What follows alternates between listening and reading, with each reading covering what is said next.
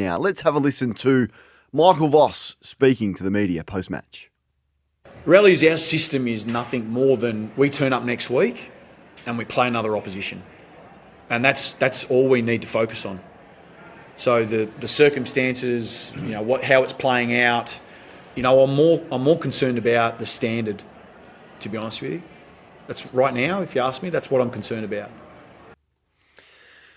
What do you make of it, King? We will start with the Blues because they're the biggest story. Yeah, they are. And there's not much a coach can do when you haven't got that absolute 100% buy-in from the group. And last night, there were 3 or 4 occasions where Carlton players chose not to commit their bodies to the cause, and that, for whatever reason, permeates through the group.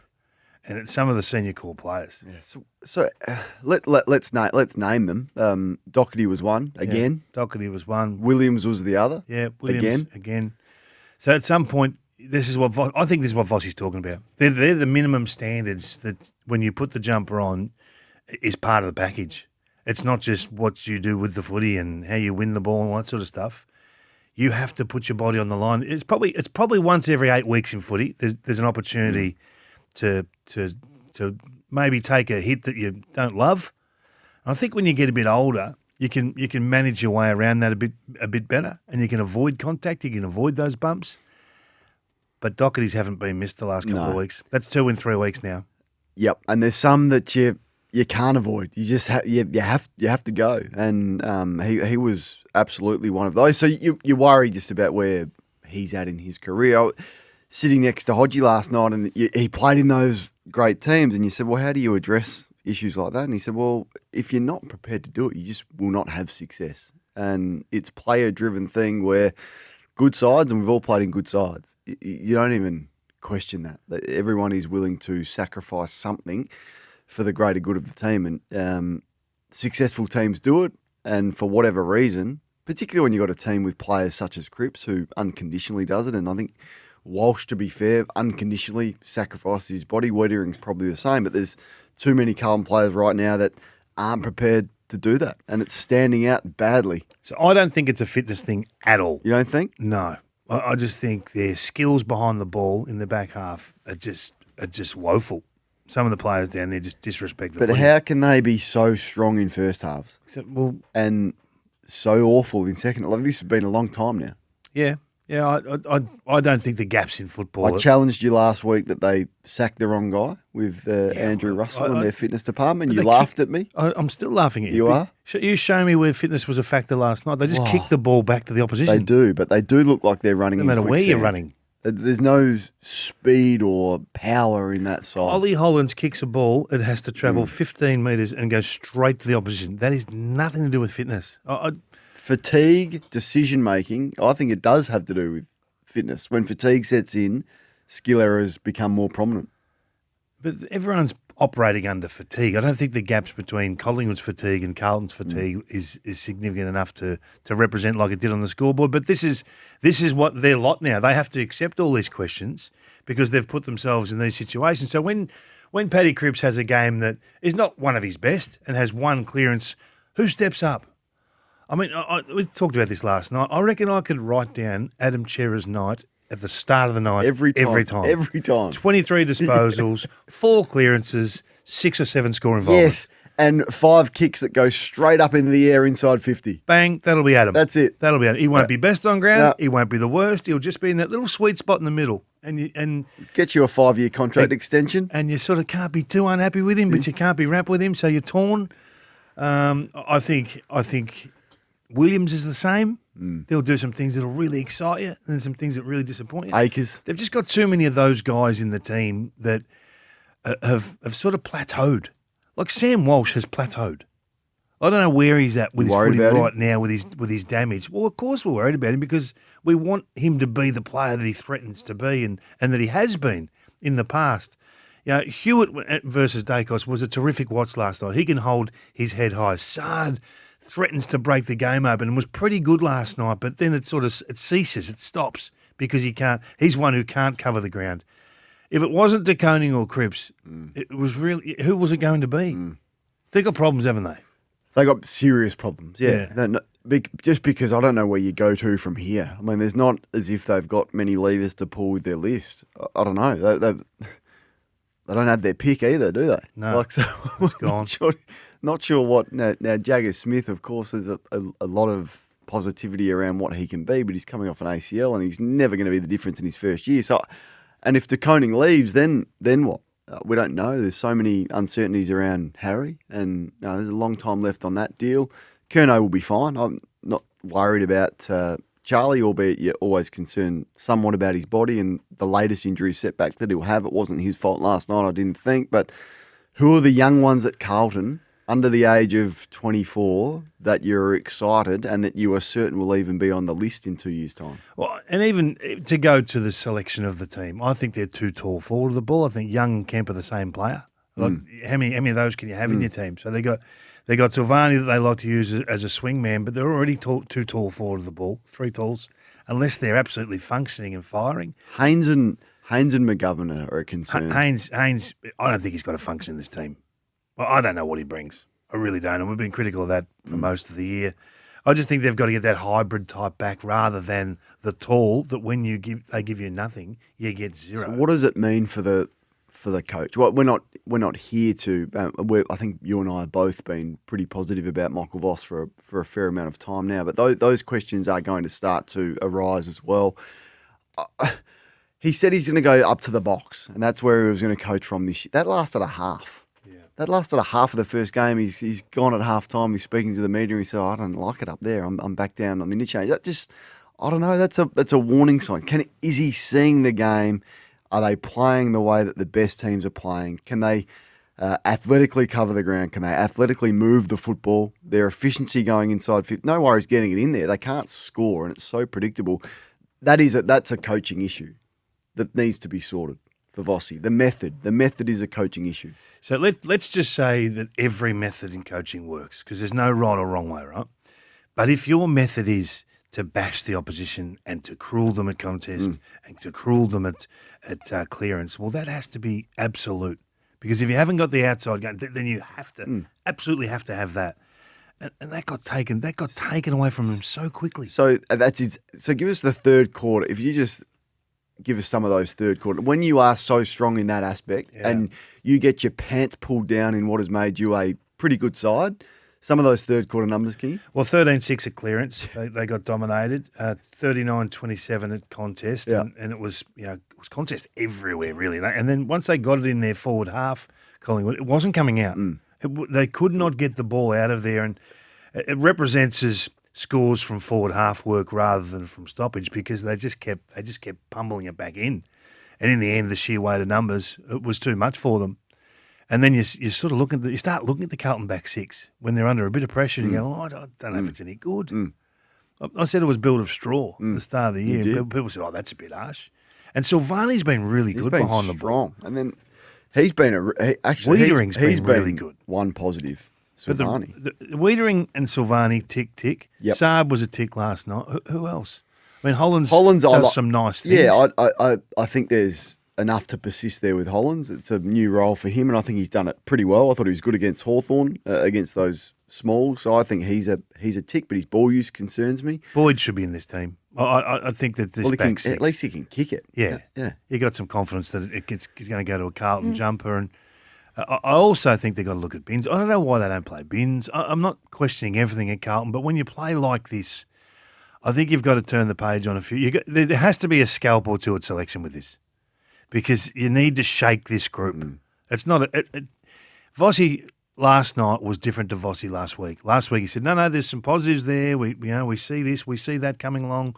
We can see our way through this. Last night it was, hey, we didn't meet the Carlton standards. That's a bad one. Blues fans, 0433 98 11 16. Give us your thoughts for Toolkit Depot's Easter sale, which has all the tools and gear you need for the long weekend.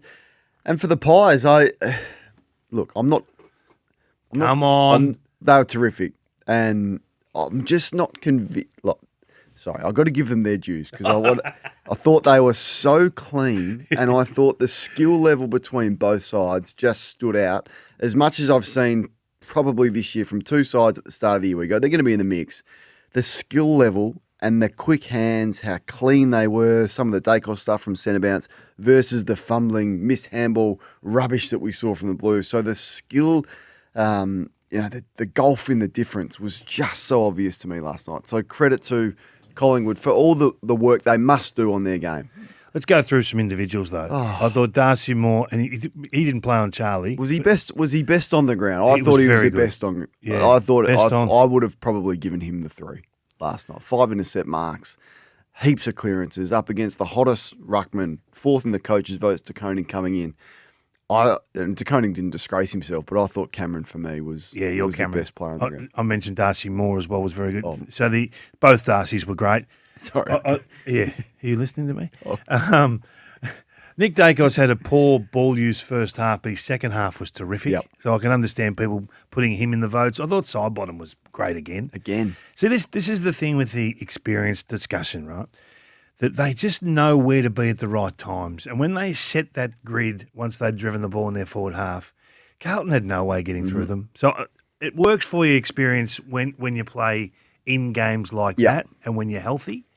You hope that they don't get these calves and all that. That's my concern. It's nothing to do about the performance of those. But I thought Howe was really safe as well, just to be able to manipulate his positioning. But it's early in the season. They are fresh. They're off a break, and they look good. When it becomes June, July, the hammies, the calves, the backs, because they're still so reliant on Pendlebury. They're so reliant on Sidebottom. Stack the wins, though. Stack the wins early and then maybe hold on a bit late. But, yeah, I think that at some point this year they're going to be seriously tested physically, and we'll see how that plays out. That's rubbish. He's in trouble. Well, it's got to be 2 or 3 weeks, doesn't it? Has to be. So we'll look at it because Fogarty was okay. So if Fogarty wasn't okay, and if he was knocked out, then he'd be looking at another significant suspension. I hope it just doesn't come as one. Now, the matrix is hard because of the force that is factored into this. There's some talk last night around that when you plug it into the matrix, it'll be 1. I don't study these things forensically, but just looking at it gut feel, it's a 2 or 3 weeker. That's the fair sanction for that when you unplug all the, matrix that Chriso's got to put in. It's always been a 2-weeker. Yeah. That act and. I don't know. Everyone says, do you have to wait for the outcome before you can really suspend or clamp down on things? And this is one of those cases. So all those that come at us with if you don't knock him out or if you do knock him out, what are you doing with this case here specifically? If you want to take this out of the game, what are you doing? That's the one. When he said he was didn't have a play on the ball, well, he did. The ball's there. Like you've chosen to bump. You've got him high. It could have been really nasty. So. Just reading in the Herald Sun, they're saying he could face at least a 2-week ban, longer if it's graded as intentional. Some comparisons being drawn between Cozzy Pickett's hit on Bailey Smith in early 2023, which was graded as careless high contact and high impact, because Smith played on also in that game. He's only just recently come back from suspension. 5 weeks. Yeah. He absolutely sent Isaac Rankin into next week, and he missed the finals because of it. He's been back for 3 games. So we're not changing his behaviour, are we? We're not at the moment, no. So it's that time of the week, and this year we are recapping, just to keep ourselves accountable, on who we put in the gun the previous week. Kingy, you had... The Adelaide defenders on the North small forwards. They did very well. Very well. They're going well, the Adelaide backs. Going very well. The Adelaide back six. Who did you have in the gun? I can't remember. I can't recall. Oh, Sheridan! So that's who we had in the gun. It only went for an hour and a half. Last week, and in the gun is for Grays.com, Australia's leading online auction marketplace. This week, who have you got in the gun? Well, it's pretty obvious. The A graders of the Melbourne Football Club, who go down the Geelong Highway tonight to take on the Cats, who are smarting from a loss up in Brisbane. And I'm just going to find out whether the preach love thing is going to last more than 3 weeks. Because, one, I want to see who goes in for centre bounces. Mm-hmm. Is it going to be the big 3? Forget Max. Well, Brad Green guaranteed who was going to start in the centre bounce at the best and fairest last year. Well, they did start, in fairness to Brad. But does the love last a month? Or do they say, oh, hang on, Cozzy's back, we're going to put Cozzy. Oh, hang on. What would you do? We got Windsor, we want to have a look at Windsor in there. I just want to know. It's not really. I would go past them as a group in there, but I've always said spread your wealth. I've been trying to get Petrarca forward for 3 years, but they've been a contested ball clearance built team right since Simon Goodwin got them rolling 5-6 years ago. I think it's turned, but I want to see what the coach does. Does the coach back them in minute one, or does he turn the page? Right, does Rivers go in there? Does Pickett go in there? What do they do with Oliver? What do they do with Petrarca? A watch tonight for Kingies in the gun. Down there with that big game on Friday night. Footy sold in the gun.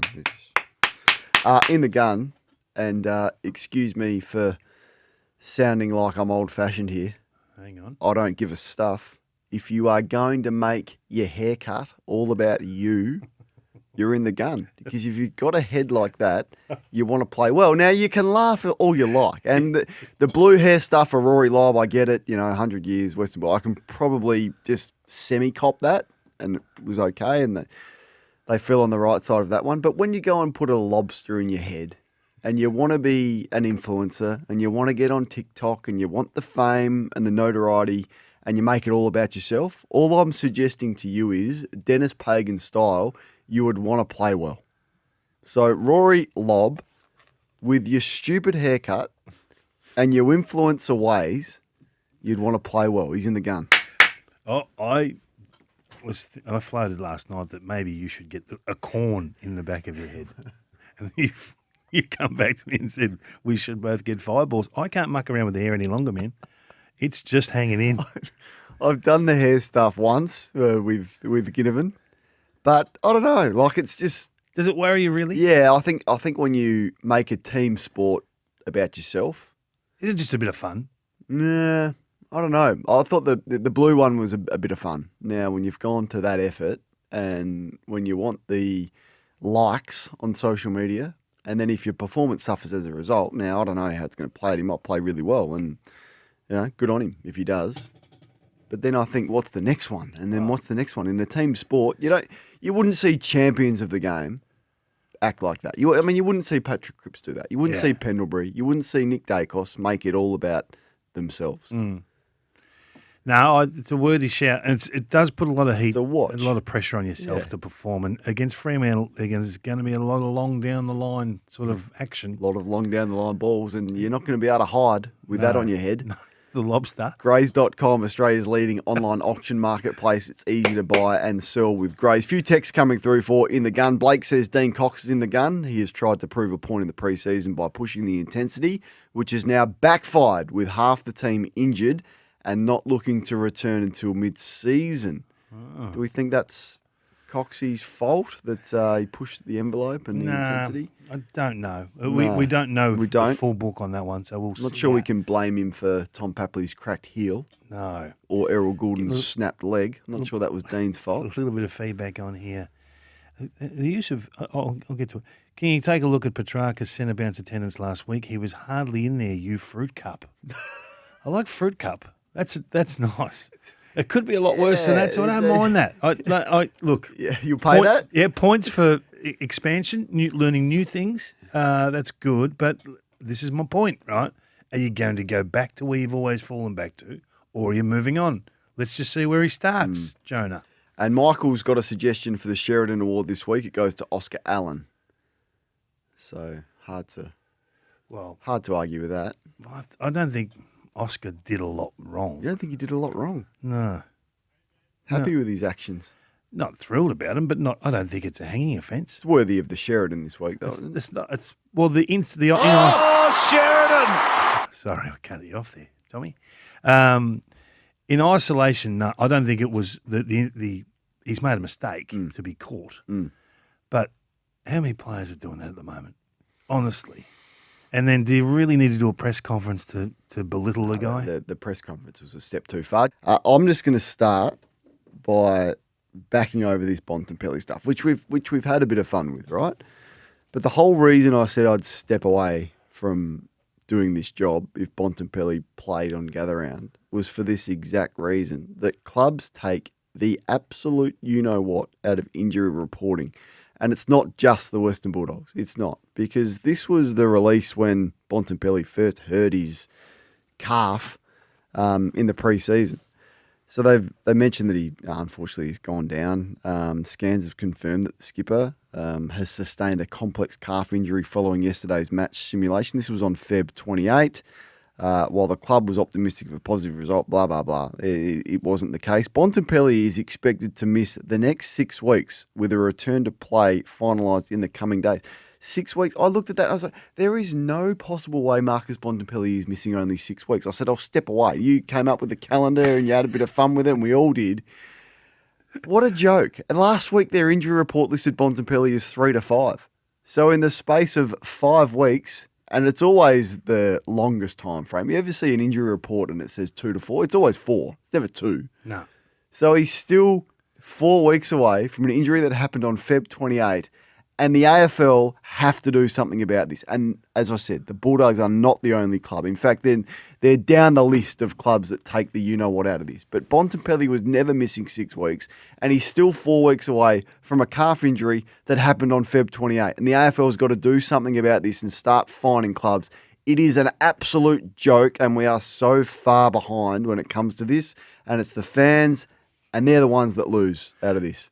When did Geelong know that Stewart wasn't playing? Correct. Seriously. It was never playing. And we can't argue with Chris because they've got all the information. He said, well, we wanted to Yeah, make of course a you last-minute did. Of course you decision. did. Yeah, they would have. He was never playing. Never playing.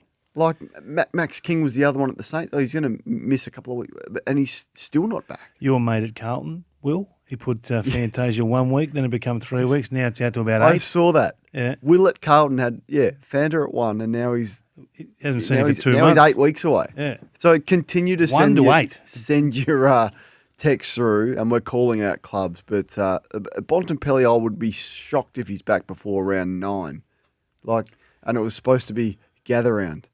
I asked you last week, very good start, Thanks. by the way. And just on that, don't take him to Adelaide if you're the Western Bulldogs. Why would you put Bontempelli on a plane I want him to come and chat to with gather us. round? Don't. Why would you? Same with Geelong last week, putting Tom Stewart on a plane. Don't send Bontempelli to gather round. Put him on a plane at the age of 30 just for him half to an hour. sit in the coach's box and twiddle his thumbs. He's captain. You need him there. You know where they need him? On the field. I get that. They man. need him on the field, Kingy. We and all- he's more the likely to whole get football on the world needs field him on the field next quicker if he's back in Melbourne, spending the whole time at the Western Bulldogs facility rehabbing the calf, and not on a plane walking around the streets of Adelaide and gathering. He'll help them. Don't win. put him on a plane. He will help them No. win next week. He will. Do He not will help put him. them win. Don't you dare There's put more, him on a He's plane. got more things to do than just play. Oh, what? Well, he helped the young fellas. He'd get caught up in sponsors things and it's time on leg. Just stay I wanna at chat the to him. facility and rehab the calf. We might have him as a guest next Friday morning. Can I go one more? Yes, keep I'm going. just on a roll. Yeah, I'm upset. go. Does it involve our man? Yeah, I heard this from Jason Horton. Does it involve? JK's fallen asleep. Yeah, out he there, just- hasn't he just lost it. It's the Sheridan button, Yeah, mate. the that, Tom. Yeah, Oh, Sheridan. that one. It's Bruce. No, That's it. No, it's not him. Not him. But I'm glad you asked because it's my other man. It's my Smooth. other man. We threw Geordie under the bus because I he was know. looking He for was the doing Horn something Francis I know. audio, and then you derailed him. This was the audio that I wanted from my other man, Jason Horn He Francis. showed some vision of us in the team meeting that, it's pretty confronting vision when you first see it. Me and Connor aren't doing it, then, other people aren't going to do it either. It's vision that you need to see and you need to have, especially after some tough losses like that. What are they past that? Like, is Connor Rosie and Horn Francis past needing to see the vision of them not working from?